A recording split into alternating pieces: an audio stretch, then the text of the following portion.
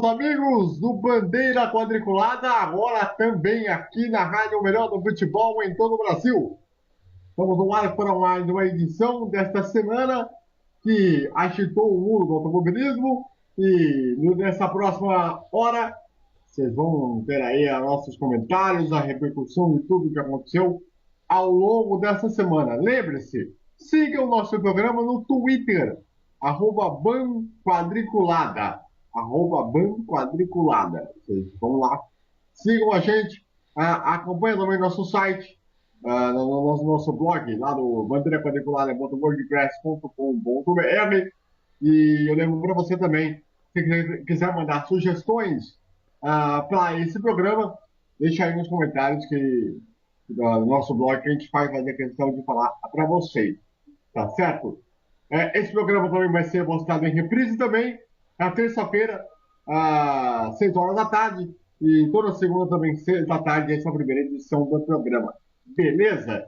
Tenho aqui comigo no programa, ele, meu parceiro de um dos programas desse Bandeira Quadriculada, que nós já temos já há mais ou menos um ano e pouco, e estamos chegando também agora nas ondas do Web Rádio. Tudo bem, César? Um grande abraço para você. Seu destaque inicial, por favor. Abraço pra você, André. E olha, meu destaque inicial é: Stroll não bateu no muro dos campeões! É verdade. Foi um milagre da humanidade, viu? Todo mundo achando que alguém ia bater. O próprio Stroll. Aliás, o Stroll é a grande surpresa, nós vamos falar daqui a pouco também, é, dessa prova aí do Canadá. E, vamos, então, vamos em frente, vamos embora.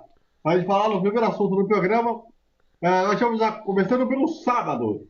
Nós tivemos a corrida da Indy no Texas, uma corrida agitada, muito polêmica, por aquela questão do acidente, do toque do. Não sei se foi proposital, acho que não foi proposital, do Tony Kanaan com o Neil Gaden, né? Aham. Que acabou batendo no muro, depois batendo entre os dois carros. E deu muita confusão, muita gente chiou, o Tony foi punido, chegou a ficar 2 voltas atrás do líder, mesmo assim, com tudo isso, um monte de batidas, bandeira amarela também própria, né, da direção da prova, acabou ficando com a segunda posição e nós tivemos aí a vitória do Will Power, que não ganhava, ó, desde o circuito misto de Indianápolis, faz um tempinho, coisa de quase 2 meses aí. E aí, César, como é que você viu essa prova da Indy aí? Acho que a primeira questão temos que lembrar: a pista do Texas foi reformada nesse ano. Alargaram a pista para que pudesse ter um three-wide. Quer dizer, o que é o three-wide? É ter três carros na mesma posição na pista, lado a lado. Agora, o que acontece é que ainda há muita insegurança dos pilotos, porque a pista do Texas é grande, inclinada, e se você encostar no muro, você bate bem, você vai bater bonito lá. Você beija o muro, ó, e ainda tem essa questão. O Tony deve ter tentado evitar ao máximo encostar no New Garden. Só que na hora que aconteceu foi naquele circuito do Texas é imprevisível. Então, no primeiro toque que não foi acidental, provocou esse acidente e o Tony foi punido. Agora vamos entender que isso vai acontecer nas próximas corridas. Outro grande problema, né, que eu achei é a questão das bandeiras amarelas que foram colocadas pela própria direção de prova no final na parte final da prova e ninguém entendeu o porquê, o que aconteceu. Né? Nem as próprias equipes, estava até a televisão americana, né, a ABC, né, Uhum. o ESPN chegou a falar com o Roger Penske e nem o Roger Penske entendeu o que estava acontecendo. Mas você acha que não tava soltando muito detrito na pista por causa do acidente, óleo? talvez, mas sei lá, o curioso é que ninguém falou nada, nem a própria direção de prova, Isso é sinceramente. estranho mesmo. E não foi uma vez só não, hein? Também não foi umas 3 vezes, eu acho que eu lembro. Mas, por exemplo, na NASCAR, quando tem bandeira amarela, às vezes é por detrito na pista. Para os fiscais recolherem e depois, tão logo os detritos são recolhidos, bandeira verde. Também tem aquela questão do GWC, que é Green, White e Checker Flag, quer dizer, bandeira verde, bandeira branca e bandeira quadriculada, para não encerrar a É que, aliás, corrida. é outro erro, né? Não Essa encerrar a corrida prova. na bandeira amarela. Terminar a corrida de maneira amarela é muito frustrante. Nada contra a vitória do Epoch, estou aqui desmerecendo. Mas foi muito frustrante. Pela prova como foi. E o mais bizarro foi o seguinte: a corrida terminou com 10 carros. E todos na mesma volta do líder. Isso. Porque teve um acidente a 3 voltas no final. E aí todo mundo esperava, bom, poderia fazer aquele esquema como é na NASCAR. Até o próprio Theo estava esperando isso. Só que a direção de prova que eu achei confusa, talvez, eu não sei quem que era o diretor de prova, né? Mas enfim, depois vocês aí em casa, depois do programa, vocês podem mandar um comentário para a gente para saber quem era. E até na semana que vem a gente pode fazer até questão de falar aqui. Mas, eu sei lá, eu achei bem esquisito o que aconteceu com, com esse final de prova frustrante, né? É Meu Deus. frustrante porque você não tem aquela questão da bandeira quadriculada, da bandeira branca. A NASCAR evita isso usando uma bandeira verde, uma bandeira branca e uma bandeira amarela quando tem uma bandeira quadriculada, perdão, quando tem um acidente, para encerrar com e fazem isso em 3 tentativas.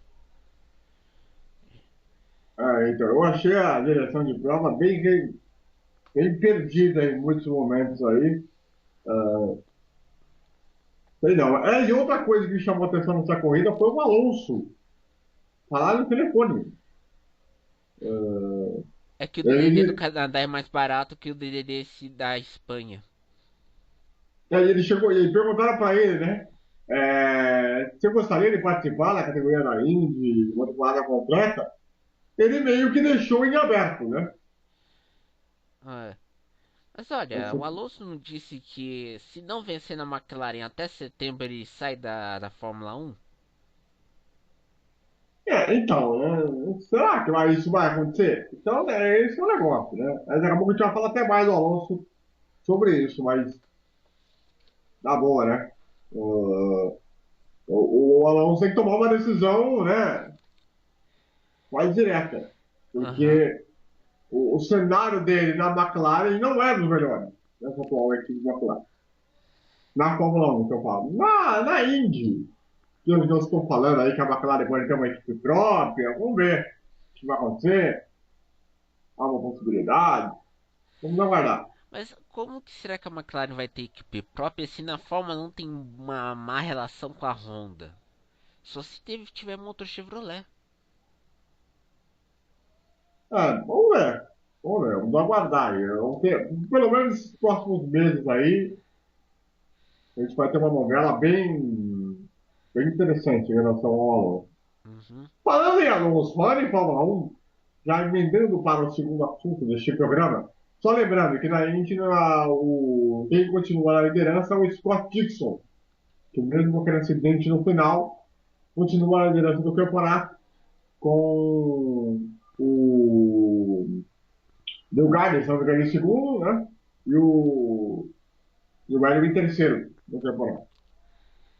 A próxima corrida só vai acontecer só daqui a 2 semanas em Road America. Para quem não conhece o nome do circuito, é o antigo circuito de Elkhart Lake.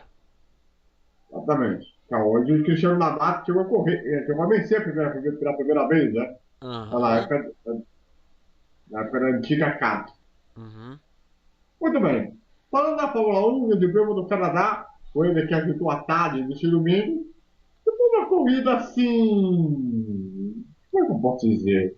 Chata, né, entre o segundo e o primeiro, mais emocionante do terceiro até o último. Exatamente, acho que resume um pouco bem como é que foi essa prova, né? Pô, Primeiro vamos pro par, como diria o outro. O Kvyat teve um problema na largada e foi punido.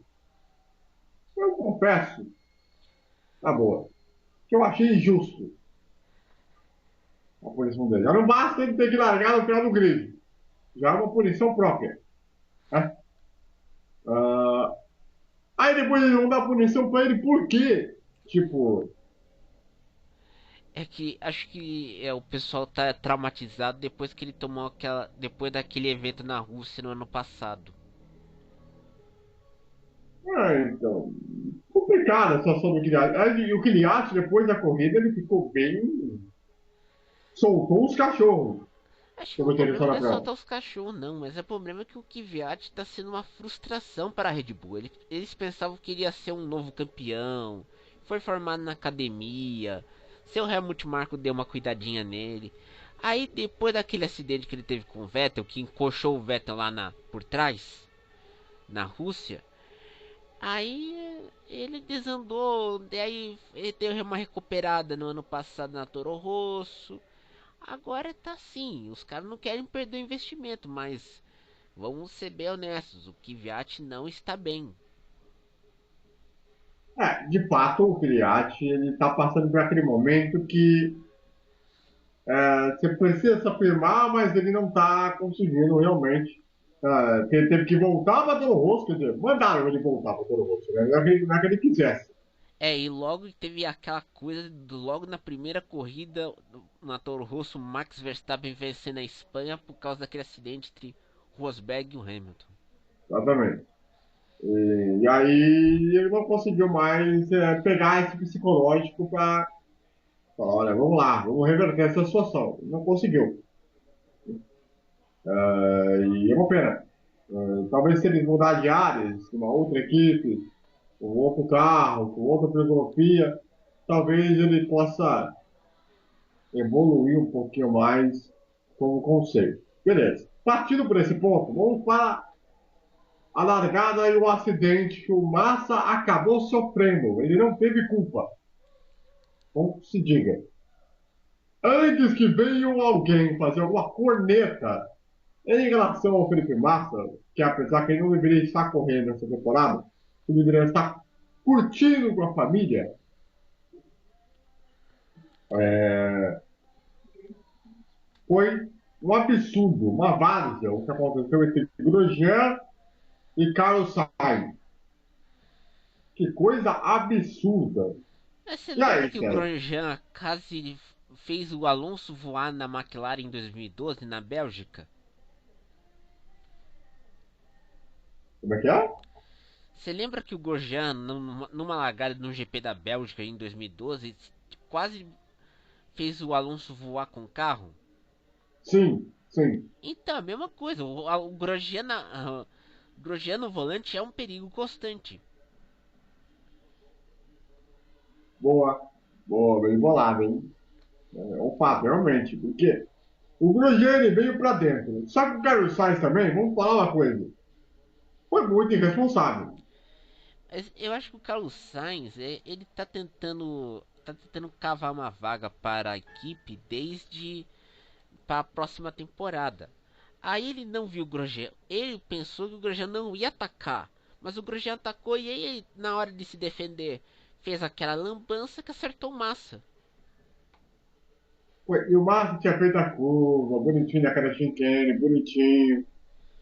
Ele estava entrando na chicane quando veio um cidadão, sabe-se lá de onde, e bate no coitado. Um azar. É, nessa, eu nem vou botar a culpa nele, porque, né? Nessa ele não teve culpa. Todo mundo viu, claro. Foi a confusão entre o Grosjean e o Sainz que provocou o acidente. E se eu não me engano, o Massa não foi punido pela direção de prova, né? Depois da Não, não corrida. foi punido. Quem foi punido, acho que nessa investigação, acho que foram punidos o Grosjean e o Sainz. Então, provavelmente vão perder 5 posições na corrida seguinte, né? Provavelmente. Que vai ser lá em Baku, no Azerbaijão. Exatamente, exatamente. Aí, tirando isso, aí teve aquela questão do Alonso, aquela cena emblemática no final da prova, que ele foi pra galera, tá? Coisa que se ele tivesse com o Bernie, isso não ia acontecer nunca. Foi bem legal, foi bem bacana. E, inclusive, a imagem rodou o mundo, né? Nisso aí. E teve uma briga particular da Force India, de Pérez e Ocon. Uma briga que há muito tempo eu não via, viu, meu cara César? Acho que a gente não viu uma briga no particular e olha que a briga foi limpa, hein? Não teve essa história de ordem de equipe, não. Os dois, aí a Force deixou bem claro, se não der certo, inverta-se as posições novamente. Não teve, os dois, ó, brigaram limpo. Acho que eu não sei como que foi a reunião lá depois da corrida, mas pelo menos a Force India lavou as mãos e aproveitou-se e fez vamos dizer, uma coisa mais limpa, transparente. Não é como o histórico da Ferrari que faz qualquer mutreta para ajudar o primeiro piloto. Exatamente. E esse Ocon, hein? Esse moleque vai longe, hein? Ah, o Ocon, meu amigo. O Ocon era para ser cortado para Renault, mas a Mercedes vetou. Pois é, né? E, se eu não me engano, ele era piloto da Marussia, né? Era piloto da Manor. Lá, se eu não me engano, ele era companheiro do Bianchi antes do acidente do Japão. Não, ele era companheiro do Verlaine. O No Bianchi, Bernardi, que ele substituiu o Rio Bianchi, né? Harianto, o Senna da Indonésia. Meu Deus do céu. Rio Aliança, por onde anda? Veja no Globo Repórter. Boa, boa. Aí, tirando isso, o Vettel, lógico, aí é outro detalhe. O Vettel teve culpa no toque que ele teve na primeira curva? Não, eu acho que o maior problema do Vettel, ele tem medo de alguém vir por cima, no sentido de passar por surpresa, porque na Fórmula 1 não tem aquela figura do spotter que tem na Indy, do cara que Porque o Vettel ele largou bem mal, hein? Largou bem mal. não, mas aí entra o detalhe, o Vettel tem um trauma, se ele largar mal, ele vai dar uma espalhada. E como ele dá uma espalhadinha, aí prejudica a corrida inteira. E prova disso que ele ficou em último, teve que arrumar o assoalho para depois chegar em quarto. Ele fez muitas ultrapassagens, foi arriscado, ousado, quando precisou. Tá, né? Quando o Everton teve colocou fechando a porta de um lado, fecha no outro. Realmente o Vettel também foi outro personagem aí. Nessa prova, ele que com esse quarto lugar fez com que ele ficasse na liderança do campeonato, né? É, Mesmo com a vitória do Hamilton. Aliás, final de semana do Hamilton que foi todo ele especial, hein? Pela pole position, ele se igualou ao Senna, teve uma linda homenagem na família do Senna, ao dar para ele de presente um capacete original da, da época de Lotus, né? Inclusive com todos os patrocínios da época, com a o Banco câmera não deu, Nacional. não deu uma réplica, foi o capacete original mesmo. Sim. E ele ficou bem emocionado e não largou mais o capacete. Levou para tudo qualquer lugar. Levou para o motorhome, levou para a cidade, levou para lá, foi para cá. Certamente foi o melhor presente que ele poderia ter. E foi um momento bem bacana que nós tivemos nesse treino, um treino de sábado. E na corrida sobrou, né? Em TV. Que o Bottas não ia atacar ele, mas de jeito nenhum. O Bottas está pensando em 2018. Pois é. Pois é. Lembrando que o Hamilton ele tem 3 títulos, né? E ele quer o quarto. Para exatamente superar o Senna. Não, acho que não é superar o Senna, mas chegar na marca do Prost, se igualar ao Vettel. E ainda por cima, se imagina ele ganhando o título aqui no Brasil em Interlagos. Aí seria Seria uma o curva, Nirvana para ele. Foi um ano realmente bacana. Lembrando que o Hamilton não venceu no Brasil, que eu lembrei, né?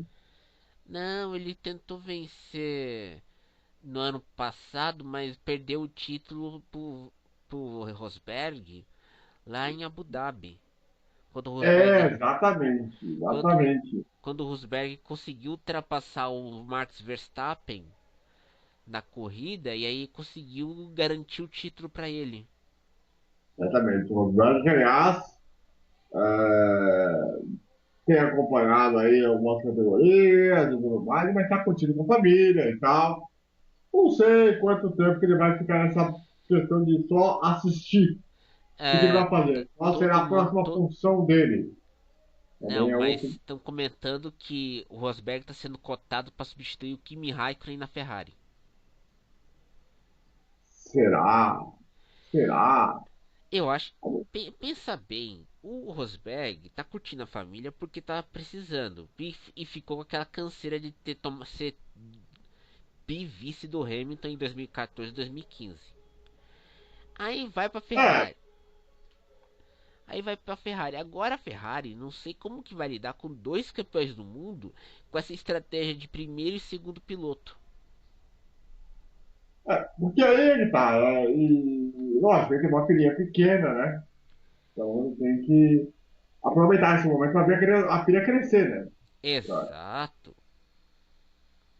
Vai dar falar todo o cuidado de educação, e tal, aquela coisa toda, e para pelo menos fazer parte do processo. Mas depois, se ele quiser voltar a correr, aí é uma outra questão. Só para a gente fechar em relação à Fórmula 1, é, o cenário é esse, né? Vettel e Hamilton brigando pelo título, né? Só os dois. Só os dois e a Red Bull penando, não conseguindo, colocando o Ricardo para ficar no pódio. Ah, e tenho que fazer uma menção honrosa aqui. Sim, O canadense, o Strong, aquele que todo mundo falava que ele ia bater no muro dos campeões. Ele conseguiu uma façanha. Chegar em, ele conseguiu chegar em nono lugar. Isso é algo e inacreditável. ultrapassaram o Alonso. Pois é, tem essa também. Ah, realmente, olha, foi um milagre da humanidade. Não é possível. E olha que ontem eu tava no Twitter, numa comunidade lá de amigos que curtem Fórmula 1, a gente apostava quantas voltas o, o Stroll iria bater no muro dos campeões. Então, porque havia essa expectativa. E Como ele é não que seria? bateu. E ele fez uma corrida realmente limpa, soberana, ultrapassando gente grande. Lógico, foi ultrapassado pelo Vettel, normal. Isso é perfeitamente previsível. Normal, mas ele foi muito bem. Brigar com o Alonso e passar o Alonso realmente foi interessante. Tudo bem que é uma McLaren, não tá lá essas coisas, mas, né, é o campeão do mundo. Uhum. Tem que respeitar. E ele foi muito bem aí. Próxima corrida que vai ser agora em Baku daqui a 2 semanas. É, num Baku dos outros é refresco. No Azerbaijão, para quem não conhece, né? É aquela corrida que tem aquela curvinha no castelo. Então, É prevejo, aquela corrida numa ex-república soviética, pra vocês terem noção. exatamente. Eu Onde tem prevejo um ditado, altas, onde tem prevejo um di... altas, eu Pode prevejo falar. altas partidas, eu prevejo altas batidas em Baku. É, e não é, e temos que falar, Baku no Azerbaijão é da família Aliyev, que está no comando do poder desde o fim da União Soviética. Lá nos anos 80. Lá em 1991, a família é tão poderosa que vencer a Eurovisão, concurso europeu de música, dando um tilt no sistema de votação por telefone. Meus amiguinhos, você imagina o que eles podem fazer em Baku, que rima Lembrando com que aquele outra será, palavrinha, né? se não me engano, será a segunda edição, né, dessa Ah, prova. mas pelo menos não vai ser no mesmo dia que Le Mans, de Le Mans. Ah, é verdade, bem lembrado. Lembrado. Nós teremos semana que vem, não falo agora na semana que vem aqui. Aliás, durante essa semana eu vou gravar a entrevista com um com um dos blogueiros de Endurance pra gente comentar sobre Le Mans. Fiquem Isso. ligados E a no. gente vai fazer questão de botar no programa na semana que vem aqui. É, a gente bota na semana que vem ou a gente publica no nosso blog bandeira quadriculada blog.wordpress.com. Exatamente. É, passado então aí Fórmula 1, vamos passar para a MotoGP. Essa que abriu esse domingo, o automobilismo aí.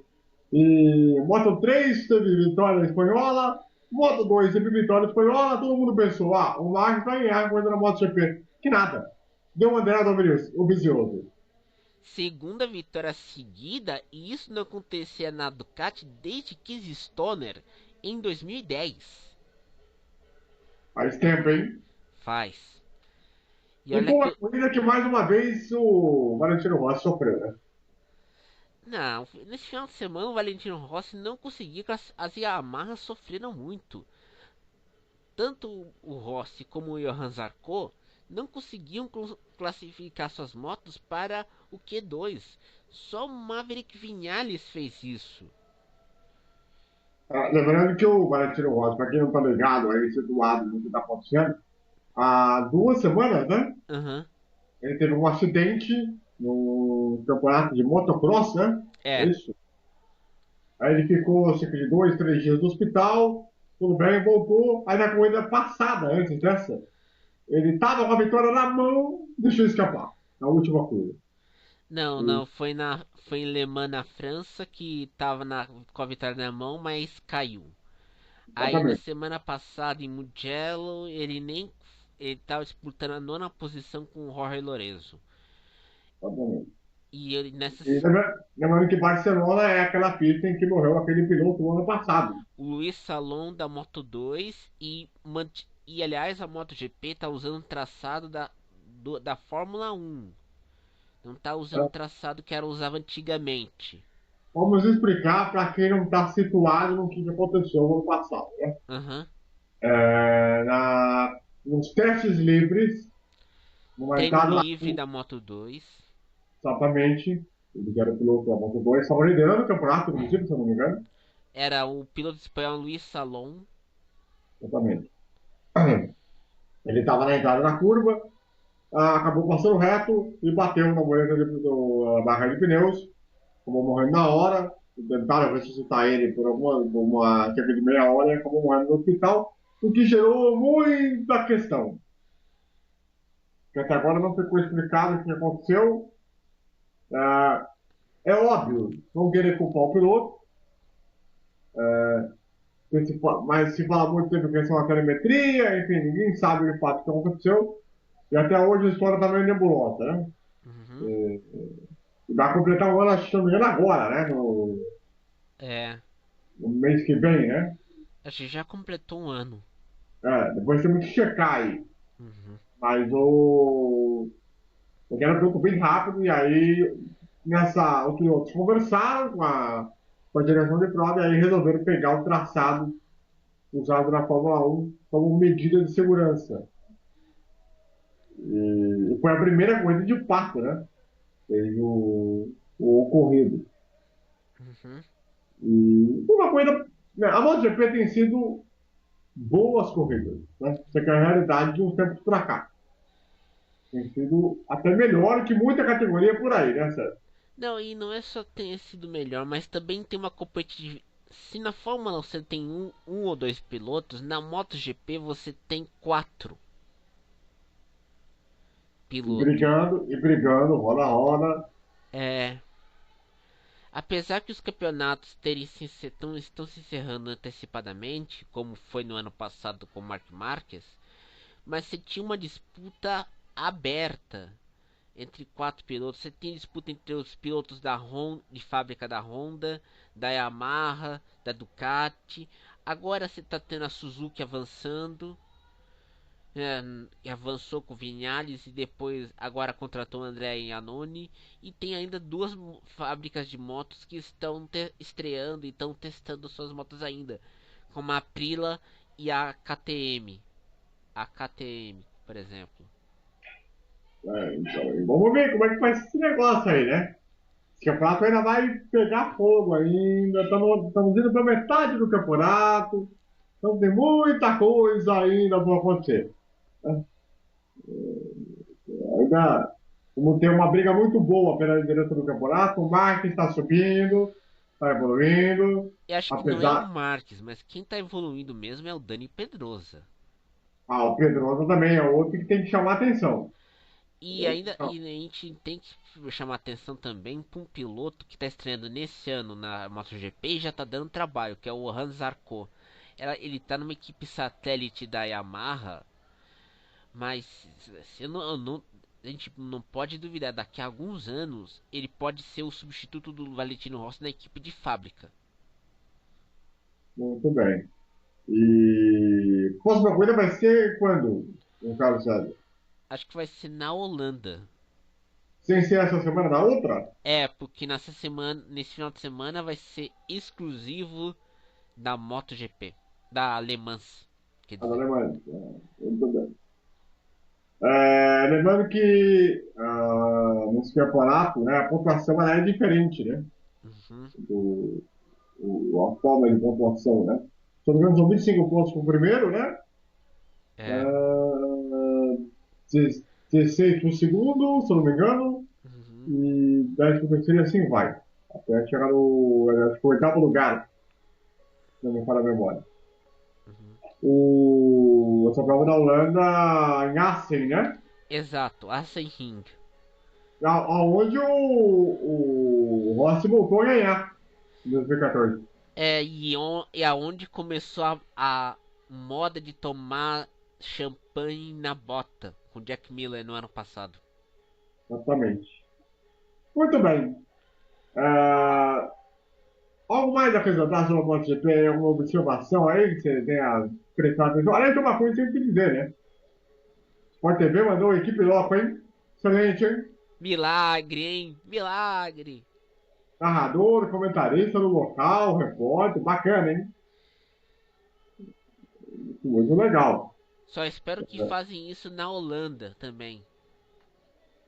Tomara, tomara. Isso é legal. E, aliás, o Paulo Schumacher e o Dr. Jair têm mandado muitíssimo bem. Muitíssimo bem. Uhum. Realmente é uma dupla que consolidou-se na questão das transmissões de MotoGP no Brasil e tem indo muitíssimo bem mesmo, né? Um grande abraço para os dois aí.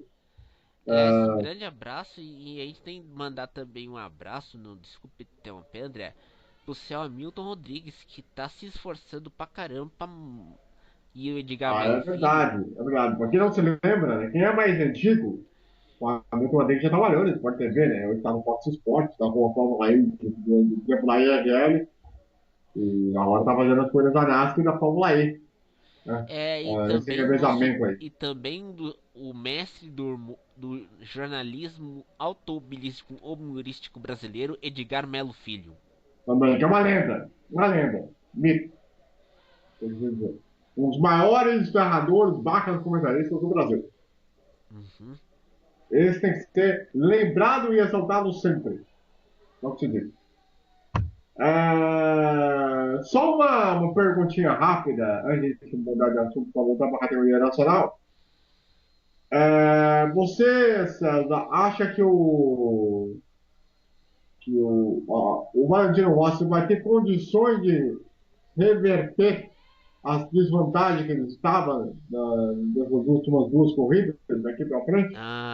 Não, eu não duvido do Valentino, mas vai depender também dos concorrentes. Porque o Valentino teve dois finais de semana péssimos, seguidamente. E aí ele vai ter que acertar a corrida, vai ter que acertar a moto tanto para Assen quanto para a Áustria e outras pistas, com Brno na República Tcheca, tal. Mas eu também a gente tem que lembrar que tem quem tá sabendo ter regularidade nessa categoria da MotoGP é o Maverick Vinales. Ele tá sabendo conduzir bem a moto. E olha que é o primeiro ano dele da Yamaha. Ele era piloto da Suzuki. E ainda a gente tem também outros dois talentosos pilotos na MotoGP, que é o Dani Pedrosa e o Marc Marques, junto agora com a figura do André Dovizioso na Ducati, que ele está segurando Jorge Lorenzo. Pensava-se que Lorenzo iria voar na Ducati, mas o Dovizioso está indo muito bem, vencer duas corridas seguidas, algo que não acontecia desde Casey Stoner, é para se levar em conta. Então, é uma moçada boa, é uma geração que está juntando a nova geração com a geração dos anos 90, né? É, da década de 2000, né? Principalmente também. É, Principalmente também. Porque lembrando que o Valentino Rossi está na MotoGP desde 96, se não me engano. desde 96, Jorge Lorenzo desde a década de 2000 e agora nessa década de 2010, tanto os anos 2010 a gente tem Mark Marques, Maverick Vinales, Cal Crutchlow, aí É legal, agora Johan Zarco e é legal essa, André Del Vicioso. é legal essa junção de gerações do E tempo. isso permite que a MotoGP seja uma categoria competitiva também e não seja sonolenta. Pois é, pois é. Ó, é o seguinte, falar agora, voltar a falar da categoria nacional, nós tivemos no final de semana em Campo Grande as duas corridas da Copa Truck, a nova categoria que está se consolidando cada vez mais de uma maneira muito rápida. E nós tivemos aí as duas vitórias do Felipe Chafone, na etapa em que participou pela primeira vez da categoria, ele que é um dos organizadores do campeonato. E nós tivemos aí essas duas vitórias que muitos acidentes, muitos problemas de motor também, que nós tivemos, que é uma coisa que me assustou bastante, principalmente na segunda corrida. Também tivemos problemas de pneu também. E o campeonato, né, do Centro-Oeste, conquistado aí pelo Beto Monteiro. E aí, meu caro César, que momento interessante estamos tendo na Copa Truck, hein? É um momento interessante, mas essa quebra de motores é porque os caminhões são do ano passado. Não tiveram tempo para criar um caminhão para a nova temporada. E Pois é, aí né? E o público está crescendo bastante, hein? é porque você tá tendo. Você percebe na Copa Truck você tem 20 caminhões. Então Não, não, e sem falar que o conceito de evento, ele parece ser interessante. A questão de estrutura, enfim, né, aquela coisa toda. Então, eu achei bem interessante o que nós vimos aí no conceito geral. uhum. Aí, eu achei uma coisa bem positiva aí. E, E, e também, geral, desculpa te interromper, André, mas também tem que lembrar em conta que esse campeonato foi organizado às pressas diante da briga da Neuza com os pilotos da Truck, né? 60 dias para ser mais preciso. É, Realmente uma coisa bem legal. Aliás, inclusive, nessa semana, como chama aquele diretor de prova da Stock? o Montanheiro? Não, o outro, o anterior, o Vicara. Ah, uhum, Agora esqueci o nome dele agora. O nome dele, né? Não tem o sobrenome. Ele falou nessa semana que o pessoal da Truck já tinha feito esse convite para ele desde o ano passado. uhum. E que ele estava receoso e tal, aquela coisa toda, só que agora, na questão de 2 meses e pouco, fizeram outra vez o convite para ele, e aí ele topou de fazer, aí de entrar de cabeça nessa, nessa categoria que realmente tem tudo para vingar. Tem tudo para vingar. Obviamente, tem que falar aqui em relação à ação do Bruno Fonseca, nada contra o cidadão, Uhum. mas ele se confundiu algumas vezes ao falar caminhão, carro. Acho que ele não está muito acostumado com, com o nível de categoria, né? O outro modelo de categoria, né? Se podemos dizer É, assim. e também a gente tem que se acostumar com a Copa Truck vai ser esse primeiro momento vai ser 6 corridas. A gente não vai saber no ano que vem quantas corridas terão na, na Copa Truck também. Então, é um trabalho que vai ser costurado aí com o tempo. E eu tenho certeza que vai vingar muito rapidamente. Eu lembro sempre, né? O modelo, a situação ela é muito parecida com o que aconteceu com a Cat com a Indy, lá nos anos 90, né? Mas aí você tem um detalhe, quando teve a cisão CAT e IRL, tinha o seguinte, a CAT tinha os melhores carros, o melhor calendário, enquanto a IRL só tinha as 500 milhas de Indianápolis. O Tony George deixou bem claro que as equipes da CAT não iriam participar das 500 milhas. Que é ter a sua corrida própria. É, que é a US 500, que era no circuito de Brooklyn, Michigan. Aquele circuito oval que ocorreu aquele acidente que tirou o Emerson Fittipaldi da carreira da Indy em 96, que ele tocou o Greg Moore. Exatamente. Não, mas o Greg Moore foi depois em Fontana, né? Aham. No 99. E aí uma coisa que estava chamando muita atenção, né? Os caminhões, eles são grandiosos, o tamanho. Colocaram os pneus da Pirelli, que é o pneu dessa categoria. E uma coisa que me chama a atenção é o seguinte: o tempo que levaram entre uma corrida e outra. Coisa cerca de meia hora para ajustar, colocar o óleo invertido, tudo mais, tal. Fez um pódio ali na beira da pista mesmo, depois a segunda coisa fez aquele pódio tradicional e tal. Achei bem interessante o modelo que foi colocado aí. É que eles estão inovando no modelo antigo, né? Porque Lembrando para o pessoal em casa que é o seguinte: são duas corridas com a mesma pontuação e mesmo tempo de prova. são duas baterias cada corrida. Cada uma tem a mesma pontuação, a única diferença é que o primeiro, quem venceu a primeira corrida no primeiro, vai dar o oitavo na segunda. Uhum. Eu achei muito interessante. Foi bem legal, gostei. E continue assim nesse crescimento aí. Eu acho que vai valer muito a pena. É... Estamos ainda um pouquinho de programa ainda, né? Temos Aproveitar, tempo. aproveitar para falar um pouquinho da estoque, então. Aham. Nós vamos ter etapa aí no Paraná, a centésima de uma corrida. Muito maravilha. No autódromo lá no Paraná, em Curitiba, né? Aham. Cascavel. Cascavel, Cascavel mesmo. Isso. Um dos autódromos mais tradicionalíssimos do Brasil. Tem que celebrá-lo sempre. Inclusive, tivemos algumas homenagens bacanas do Jacobelli, né? Que foi o primeiro paranaense a ser campeão da Stock numa época que tinha o Lincoln Hoffman. Foi muito legal. Uhum. Na primeira corrida, nós tivemos aí a vitória do Max Wilson, piloto que, olha, muito bom, hein? Piloto que só tinha se mostrado na época da V8 Supercars da Austrália.